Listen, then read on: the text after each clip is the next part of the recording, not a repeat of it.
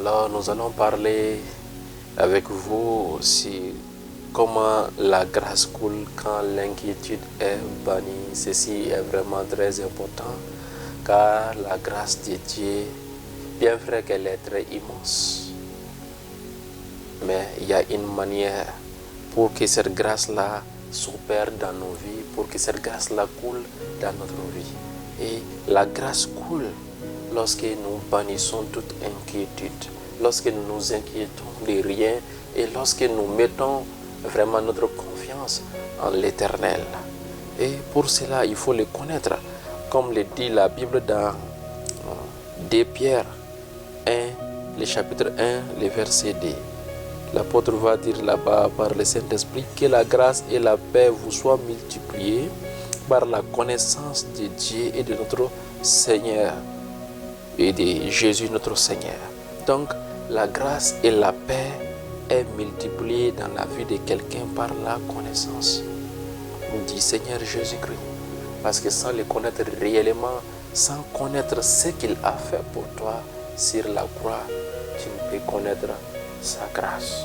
Et tu vas vivre dans l'inquiétude et tu vas bloquer sa grâce pour toi, malgré qu'il a tout payé pour toi sur la croix.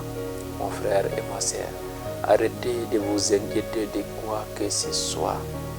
Placez votre confiance en lui, car il a tout fait. Il est très important de le connaître et de connaître tout ce qu'il a fait. C'est pourquoi c'est très important d'étudier la parole. Comme cela, la grâce et la paix te sera multipliée par ces connaissances-là. Tu sauras ce que Christ a réellement fait pour toi sur la croix et tu vivras dans la bénédiction de ces révélations. Qu'est-ce que la Bible nous dit dans le livre de Jean 14, le verset 1? Ce merveilleux Sauveur va nous dire quelque chose de très important que vous ne devriez jamais oublier. Il dit que votre cœur ne se trouble point. Que votre cœur ne se trouble point. Voici comment coule cette grâce-là. Il y a une chose que le Seigneur Jésus-Christ ne peut faire pour vous, ni personne d'ailleurs. C'est de maintenir cette paix-là en vous. C'est de bannir l'inquiétude. C'est à vous de le faire. C'est à vous de refuser la peur et de refuser les inquiétudes. C'est ce que le Seigneur nous dit ici. Que votre cœur ne se trouble point. Croyez en Dieu et croyez en moi. Voici ce que vous devriez faire.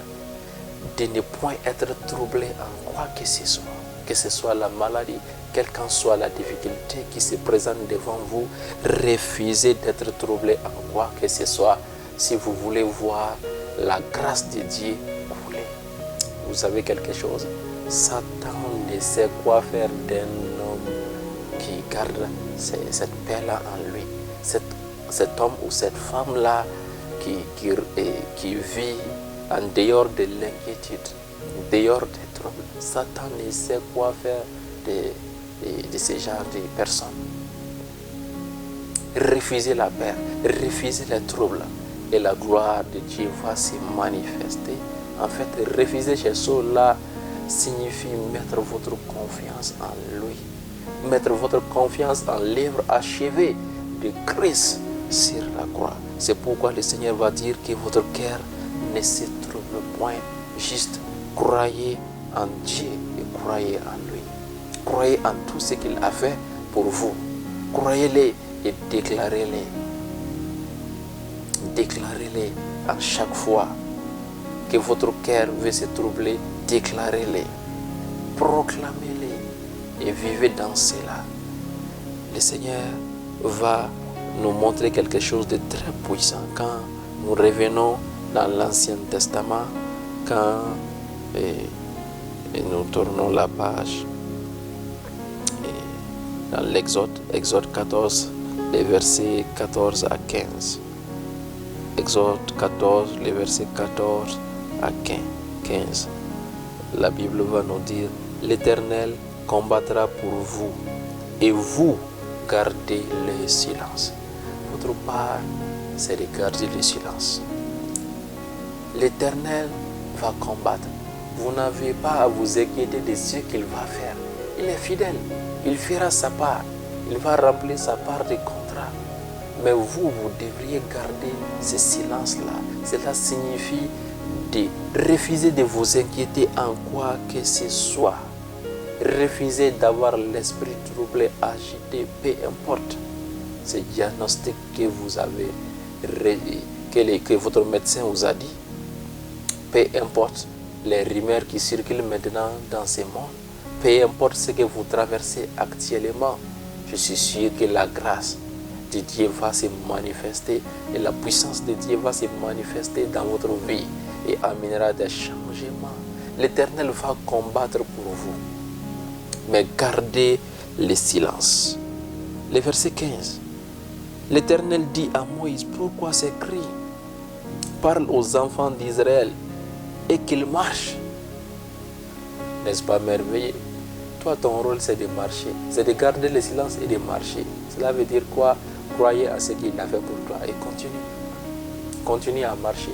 Continue à faire ce que tu as à faire sans te soucier de quoi que ce soit, sans te préoccuper de quoi que ce soit, sachant que dans sa grâce, le Seigneur a tout fait. Dans sa grâce, il a déjà tout pourvu. Ce n'est pas qu'il pourvoira, mais il a déjà tout pourvu pour que tu sois en bonne santé, pour que tu aies tout ce que tu as besoin pour vivre dans la quiétude, pour vivre dans le repos. Le Seigneur a déjà tout mis en place.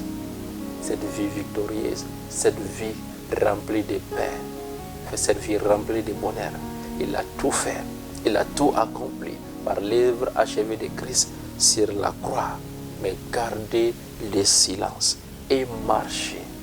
C'est ce que les enfants d'Israël ont fait. Et lorsqu'ils ont compris cela et qu'ils ont appliqué cela, la puissance de Dieu s'est manifestée. Et ils ont vu la gloire de Dieu telle qu'ils n'en ont jamais vu de leur existence auparavant. La gloire de Dieu s'est manifestée puissamment parce qu'ils ont obéi à Dieu, ils ont gardé le silence et ils ont marché. Garde le silence, sachant que celui qui est en toi est plus grand que celui qui est dans le monde.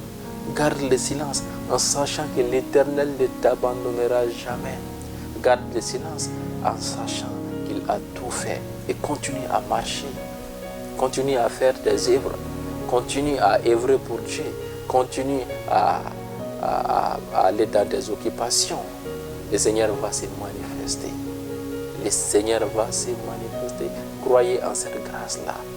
Elle est tellement puissante qu'elle peut tout résoudre. Elle est tellement puissante. Cette grâce peut tout. Cette grâce peut tout. Cette grâce, c'est l'œuvre achevée de Christ sur la croix. Et cette grâce coule abondamment lorsque vous arrêtez de vous inquiéter en quoi que ce soit. Lorsque vous gardez le silence et lorsque vous continuez à marcher en ne vous préoccupant de quoi que ce soit. Que le shalom de Dieu, qui est sa paix, domine vos cœurs dans le nom de Jésus-Christ et expérimentez cette grâce dans une très grande profondeur, dans le nom puissant et merveilleux de Jésus. Amen.